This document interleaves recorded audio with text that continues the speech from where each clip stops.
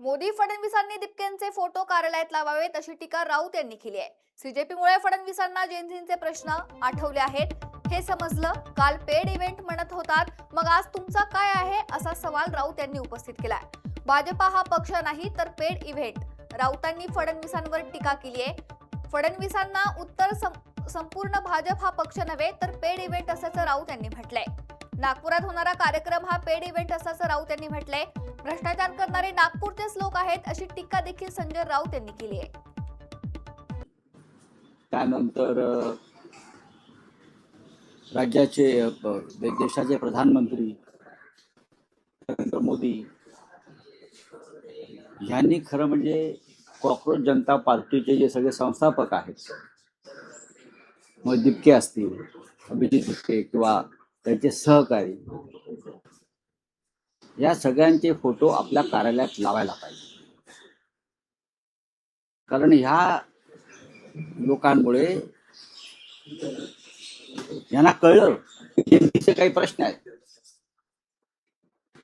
त्यातून जात आहेत। नीटचे पेपर फुटले आहेत, लक्ष घालत नव्हते, त्याच्यामुळे देवेंद्र फडणवीस यांनी आता जो कार्यक्रम करतायत, कुठे करतायत? हा ना, व्यासपीठावर अभिजित दिपके वगैरे सगळे तरुण लोक आहेत, आदित्य ठाकरे असे त्यांच्या लावले पाहिजे। ह्यांच्यामुळे तुम्हाला हे सगळं सुस्ताने करावं असं वाटतं।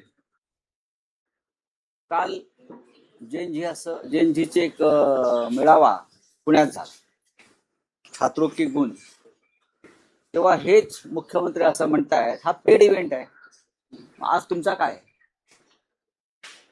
हा पेड इव्हेंट आहे म्हणताय तुम्ही, अपमान करताय मुलांचा, विद्यार्थ्यांचा, तरुणांचा, तरुणींचा। हा पेड इव्हेंट आहे। मग लाडकी बहीण का?